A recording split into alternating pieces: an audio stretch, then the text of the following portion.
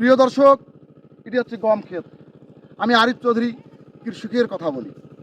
চরের মধ্যে গম চাষাবাদ মাল্টিমিডিয়া প্রজেক্টের ন্যায় চাষাবাদ করা হয়েছে এবং এগুলো হচ্ছে পেঁয়াজ ক্ষেত, যা আমাদের রান্নার কাজে অপরিহার্য।